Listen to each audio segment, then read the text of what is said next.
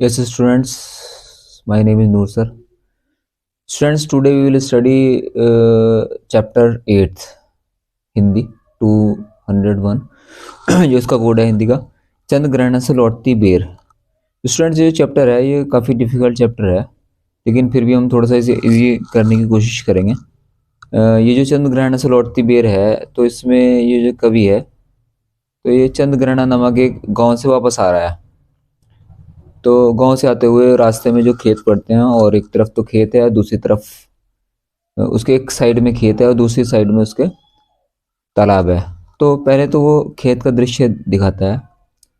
तो खेत के दृश्य में जो कवि है वो ये बता रहा है कि चंद ग्रहण से लौटती बेर। तो देख आया हूं मैं चंद ग्रहण। तो ये चंद ग्रहण से वापस लौट रहा है कवि। देख आया हूं मैं चंद ग्रहण, देखता हूँ दृश्य अब मैं मेड़ पर इस खेत की बैठा अकेला। तो खेतों के बीच में एक छोटी सी उभरी हुई जमीन, छोटी सी पगडंडी सी होती है, तो उसे मेड़ कहा जाता है। तो उस मेड़ पे बैठा हुआ है कवि और वो दृश्य देख रहा है। तो अब जब उसने खेत पर नजर डाली है, तो खेत पर नजर डालने के बाद उसे ना सबसे पहले उसे चने का जो है वो पौधा दिखाई देता है, एक बीते के बराबर। यह हरा ठिंगना चना बांधे मुरठा शीश पर छोटे गुलाबी फूल का सजकर खड़ा है। तो यहाँ पर स्टूडेंट्स ये जो चना है इसका पौधा थोड़ा छोटा ही होता है, और ये जो मुरठा शीश पर बांधे है, तो इस इट मीन्स यानी कि जो है ना कि इसके सर पे जो है ना ये गुलाबी रंग का जो फूल उगा हुआ है। तो गुलाबी रंग का फूल ऐसा दिखाई दे रहा है कि जैसे कि इसने पगड़ी बांधी हुई है और ये एक दूल्हा है। और दूसरी तरफ पास ही मिलकर उगी है बीच में अलसी हटीली, देह की पतली कमर की लचीली। तो यहाँ पर स्टूडेंट्स ये जो जहाँ पर चने के पौधे उगे हुए हैं वहां पर ही अलसी के पौधे भी उगे हुए हैं।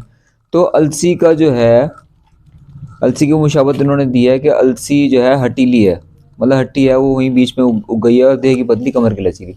तो एक जवान यंग लड़की की तरह दिखाई दे रही है, जैसे देह की पतली है, उसका शरीर बहुत मतलब ठीक है, पतला है, और कमर उसकी थोड़ी लचीली है।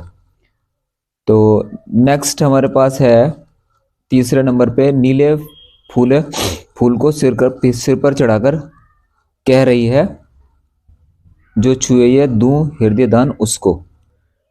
तो ये जो अलसी है, ये इसके सर पे जो है नीले रंग का फूल है। अभी इसने नीले कपड़े पहने हुए हैं और ये कह रही है कि जाने कि मैं अपना हृदय दान दे दूंगी जो मुझे छुए। नेक्स्ट है स्टूडेंट्स सरसों। तीसरे नंबर पे हमारे पास सरसों है। सरसों की ना पूछो हो गई सबसे सियानी, हाथ पीले कर लिया ब्याह मंडप में पधारी। तो यहाँ पर सरसों जो है, सरसों को भी सरसों भी सियानी हो गई है।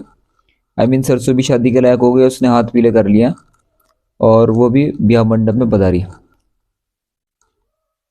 यानी कि विवाह के लिए तैयार है सरसों भी।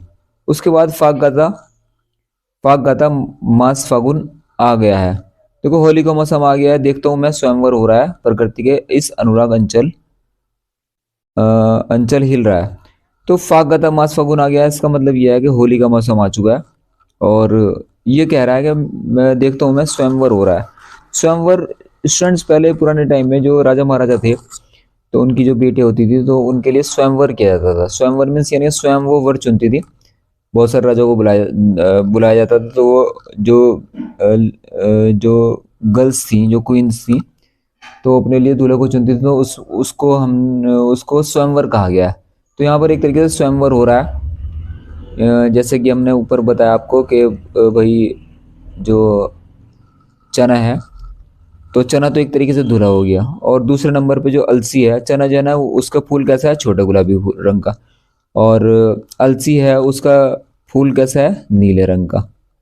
ठीक है, ये फीमेल हो गई यानी ये गर्ल हो गई, लड़की हो गई, और ये जो चना है ये मेल हो गया। और तीसरे नंबर पे हमारे पास जो सरसों है ये भी एक फीमेल हो गई, और इसका फूल कैसा है, पीले रंग का है। तो यहाँ पर इन्होंने जैसे कहा कि फागता मास फागुन आ गया, जैसे देखता हूँ मैं स्वयंवर हो रहा है प्रकृति का अनुराग अंचल हिल रहा है, इस विजन में दूर व्यापारिक नगर से प्रेम की प्रिय भूमि उपजा होती है।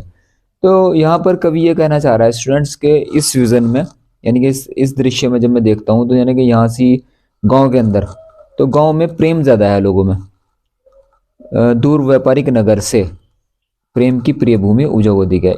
इट मीन्स यानी कि यहाँ पर जो शहर में लोगों के पास समय नहीं होता, ना शहर में लोगों में इतना प्रेम होता है, लेकिन गांव में अगर हम जाते हैं कहीं तो गांव में लोगों में बहुत ज़्यादा प्रेम होता है। और तो भूमि उपजाऊ का मतलब यहाँ पे है कि यहाँ पर प्रेम ज़्यादा है लोगों में। और व्यापारिक नगर कैसा होता है, वो व्यापारिक होता है, वहाँ पर सिर्फ लोग व्यापार के लिए, ज़्यादातर व्यापार के लिए बातें करते हैं, बाकी कुछ नहीं। दूसरे नंबर पे जो हमारे पास जो इसका पैरा है वो ये है, दूसरा दृश्य। पहला दृश्य तो हमारा खेत का हो गया, दूसरा दृश्य यहाँ पर हमारा तालाब का है। पोखर मीन्स तालाब। तो और पैरों के तले एक पोखर, अब पैरों के तले एक पोखर है यानी कि तालाब है, उठ रही है इसमें लहरियां। नील तल में तो उगी है घास पूरी, ले रही है वह भी लहरिया। तो यहाँ पर स्टूडेंट्स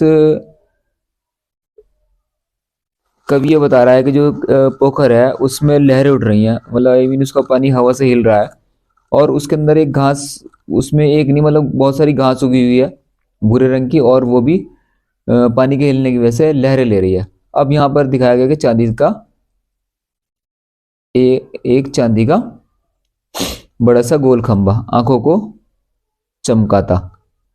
तो यहाँ पर कवि ने कहा है कि चांद की जो परछाई पड़ रही है पानी के अंदर, तो पानी और पानी हिल रहा है, तो चांद की परछाई जो पानी में पड़ती है और जो पानी जो हिलता है, तो पानी के हिलने से चांद की जो रोशनी है, इनकी परछाई की जो रोशनी है वो थोड़ी सी लंबाई में बढ़ रही है। तो लंबाई में बढ़ते हुए ऐसी प्रतीत हो रही है जैसे कि एक चांदी का गोल सा खंभा है। तो नेक्स्ट है स्टूडेंट्स, यहाँ पर हैं कई पत्थर किनारे, पी रहे हैं चुपचाप, पी रहे हैं चुपचाप पानी, प्यास जाने कब बुझेगी। अब यहाँ पर जब उसने थोड़ा गौर से देखा तो वहाँ पर उसने कुछ पत्थर भी पाए किनारे पे लगे थे पोखर के तालाब के, और वो पानी पी रहे हैं और प्यास जाने कब बुझेगी। यहाँ पर कवि ये कहना चाहता है कि मतलब पत्थर दिल जैसे कुछ लोग यहाँ पर हृदयहीन लोग हैं।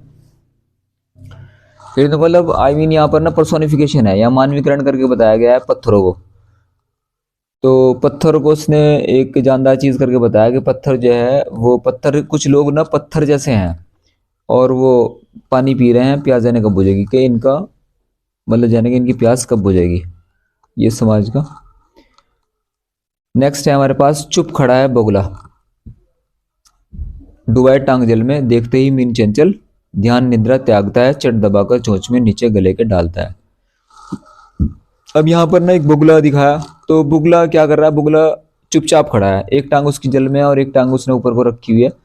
अचानक ही मछली को लगता है ऐसा कि जैसे कि कोई चीज़ यहाँ पर वैसे ही रखी हुई है, तो जैसे ही आती है, लेकिन एकदम से ही चट दबाकर चोंच में नीचे गले का डालता है, तो वो फौरन उसे उठा लेता है और उसे दबोच लेता है, उसे फंसा लेता है। तो यहाँ पर ना बुगला यानी कि बुगला भगत लोगों के बारे में उन्होंने बताया गया है कि बुगला भगत क्या है, समाज के शोषण करता लोग हैं, जो समाज का शोषण कर रहे हैं, कपटी और धूर्त हैं एक तरीके से, जो दिखाते कुछ हैं और करते कुछ हैं। और तीसरे नंबर पर कुछ चालाक लोगों के बारे में बताया गया है कि एक काले माथे वाली चतुर चिड़िया, श्वेत पंखों के झपाटे मार, फौरन टूट पड़ती है भरे जल के हृदय पर, एक उछली चटुल मछली चोंच पीली में दबाकर दूर उड़ती है गगन में।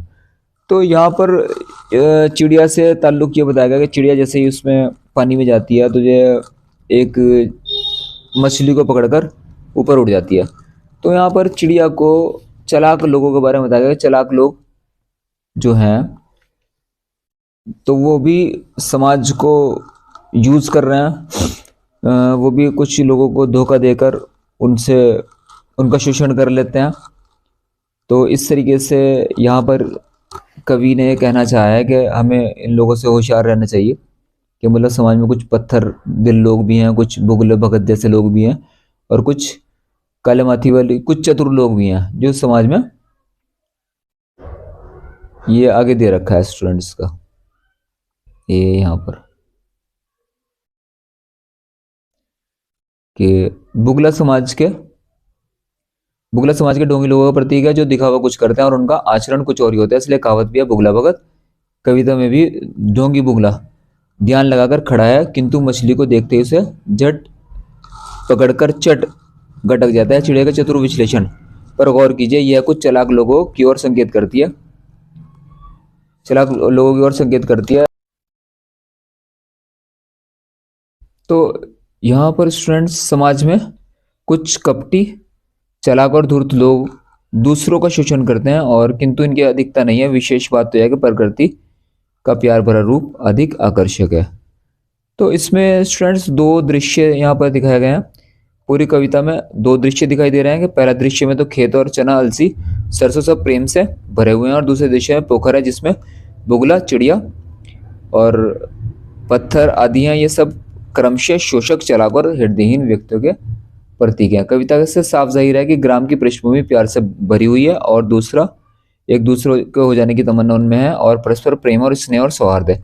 लेकिन दूसरे दृश्य में उन बुगला भक्तों का जिक्र है जो अवसर मिलते ही दूसरों की जान तक ले लेते हैं, और वे शोषक हैं और संवेदन शून्य, मतलब उनके अंदर कोई भी संवेदना नहीं है। तो इसमें स्टूडेंट्स ये वस्तुनिष्ठ प्रश्न है कुछ हमारे, जैसे हम ऐसे कर लेते हैं। तालाब के तल में भूरी घास लहरिया क्यों लेती है? क्योंकि तालाब का पानी हिलता है। यही है स्टूडेंट्स हमारे पास, तालाब का पानी हिलता है। नेक्स्ट है हमारे पास चांद गोल खंबा जैसा क्यों लग रहा है? पानी के हिलने के कारण, ये भी ठीक है। बुगलस समाज के बुगलस किसका प्रतीक है? बुगलक है शोषक लोगों का, शोषक का।